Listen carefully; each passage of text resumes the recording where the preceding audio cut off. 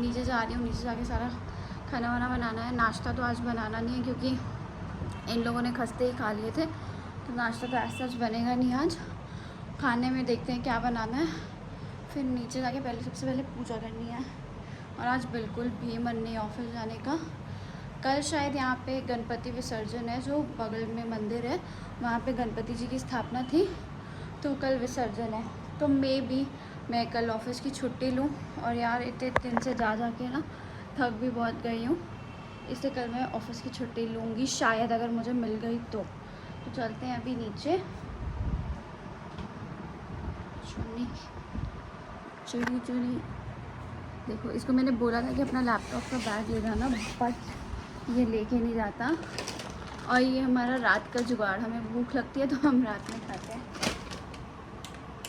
चलते हैं नीचे, चावल लेना है, चावल।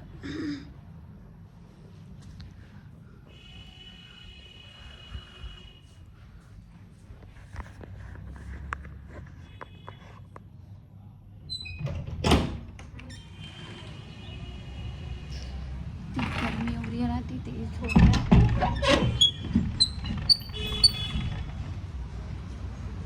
यार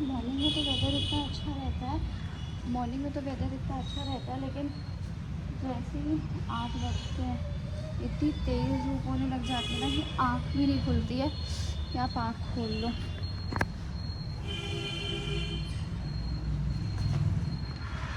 चलो नीचे चलते हैं, पापा बैठे होंगे।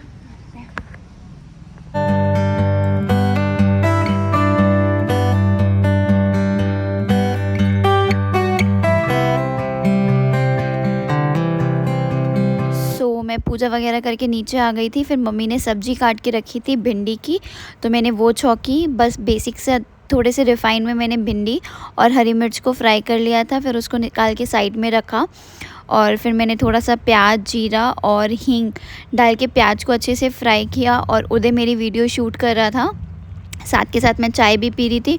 और सुबह जल्दी जल्दी में किचन इतनी मेसी हो जाती है ना यार, पूछो नहीं। फिर सब्ज़ी वगैरह बन गई थी, नाश्ता सबने किया हुआ था। फिर मैं अपने लिए रोटी बना रही थी, तो फटाफट मैंने अपनी एक रोटी बनाई और किचन समेटी, उसको पूरा क्लीन किया। मेरी आदत है यार साथ के साथ क्लीन करने की, वरना बाद में इतनी गंदी हो जाती है ना, पूछो ना। और रात में मेरा ये रूटीन होता है कि मैं हल्का सा टाइल्स में भी कपड़ा मार दूँ, ताकि टाइल्स जो है वो पूरी साफ़ रहें, गंदी ना हो। तो ये किचन क्लीन करने के बाद फिर मैं ऊपर गई रेडी होने, क्योंकि मुझे बहुत लेट हो रहा था। तो मेरा नीचे का सारा काम ख़त्म हो गया है और अभी बज गया है 9:30। अब मैं रेडी होने जा रही हूँ ऑफिस के लिए, क्योंकि इतना काम हो जाता है ना सुबह सुबह, जबकि मम्मी कितनी हेल्प करती है मेरी। आधे से ज़्यादा काम तो मम्मी कर देती हैं। मैंने खाना वाना बनाया, उन्होंने कपड़े धो दिए, कपड़े भी मैंने डाल दिए ऊपर। और नाश्ता आज बनाना नहीं था क्योंकि खस्ते ले आया था, और मैंने इसको बोला था कि मेरे लिए ओट्स लेके आना, मैं खस्ते नहीं खाऊंगी। लेकिन तब भी ये बंदा मेरे लिए ओट्स ले आया, उसके साथ खस्ते भी ले आए कि नहीं सब खाएंगे तो तुम्हारा भी मन करेगा खस्ते। तो फिर मैंने भी खस्ते टिफ़िन में रखे हैं, क्योंकि मैं सुबह सुबह नाश्ता करती नहीं हूँ, मुझे वॉमिट जैसा लगने लग जाता है। तो पहले बहुत लेट हो रहा है, 9:30 10 बजे मुझे निकलना है ऑफिस के लिए। तो मैं रेडी हो जाती हूँ फटाक से। आज चमत्कार है, उदय इतनी जल्दी उठा हुआ है, तो ये कह रहा था मैं छोड़ आता हूँ, लेकिन वही है कि यार इतनी धूप में जाएगा और फिर छोड़ के आएगा, बाहर बहुत तेज़ धूप हो रही है। तो मैं बोला नहीं आप रहने दो, मैं खुद चली जाऊँगी, घर के सामने से ही ऑटो मिल जाता है और फिर एकदम ऑफिस के जस्ट सामने उतारता है, तो इतना कुछ होगा भी नहीं।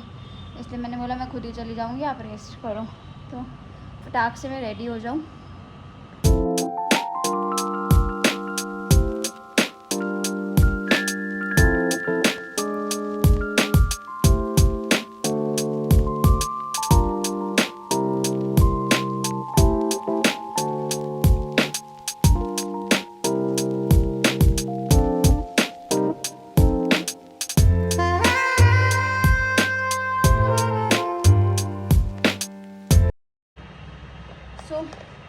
ये जो मेरा स्ट्रेटनर है वो वेगा का है, और इतना बढ़िया है ना यार, ये 3 in 1 है। इसमें आपके कर्ल, स्ट्रेट और क्लिप तीनों चीज़ें हो जाती हैं। तो ये मुझे उदय ने दिया था वैलेंटाइन डे पे गिफ्ट, क्योंकि मेरा पुराना वाला ख़राब हो गया था। तो ये आपका स्ट्रेटनर है। उसके बाद यहाँ से ये बटन प्रेस करेंगे तो ये आपका थर्ड वाला खुल जाएगा क्लिप के लिए, और इसमें भी बाल लगे हुए हैं। और यहाँ से ये जो है ये आपका कर्ल के लिए। तो जब मुझे बहुत लगता है कि मेरे बाल नहीं स्ट्रेट हैं, या मोस्टली धोने के बाद मैं हल्का सा 2-3 बार स्ट्रेटनर मार लेती हूँ तो ये एकदम परफेक्ट हो जाता है, फिर मुझे कुछ करने की ज़रूरत नहीं होती।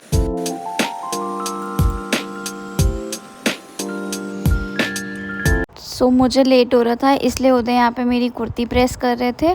और कसम से हस्बैंड हो तो ऐसे जो इतने सपोर्टिव हो, मुझे जब भी लेट होता है तो ये उठ के मेरी हेल्प कर देते हैं। सो यहाँ पे उदय ने कुर्ती प्रेस कर ली थी, मैंने पहन लिया था और फिर मैं लगा रही थी अपनी सनस्क्रीन। और इतना पसीना आता है कि क्रीम लगाओ या ना लगाओ वो पानी की तरह बह ही जाती है। वही मैं उधर से कही थी इतनी महंगी क्रीम लेने का कोई फ़ायदा नहीं है, पानी की तरह बह जाती है। फिर मैंने अपनी सनस्क्रीन लगाई। देन ये मुझे चिढ़ा रहा था कि रोज़ लेट जाती हो, लेट। हमारी उस चीज़ में बहस हो रही थी कि तुम तो अपना आराम से सो के उठते हो और मुझे जाना पड़ता है, इसलिए मुझे पता है कि मैं कैसे जाती हूँ। फिर ये मैंने लगाई अपनी बिंदी के बिना तो मैं घर के क्या कमरे के बाहर भी नहीं निकल सकती, मेरे साथ ऐसा है। बिंदी ना दिखे तो उधर तो बाप रे। फिर वही हम लोग बात कर रहे थे, मैं इसको मना रही थी कि छोड़ो, मुझे बाहर बहुत गर्मी हो रही है। और ये अड़ा हुआ था कि नहीं तुम जाओ, फिर मैं शाम के 5 बजे तक सोता रहूँगा या मैं पबजी खेलूँगा, क्योंकि कल रात को मैंने इनको पबजी नहीं खेलने दिया था, इसीलिए हमारी इस बात पे लड़ाई भी हो रही। नहीं मेरी आँखें हटो, एसी बंद करने दो मुझे। नहीं चलने तो मैं सोने जा रहा हूँ। नहीं नीचे चलो। नहीं ना, आपने बोला था नीचे चलोगे आप। यार सोने दो यार।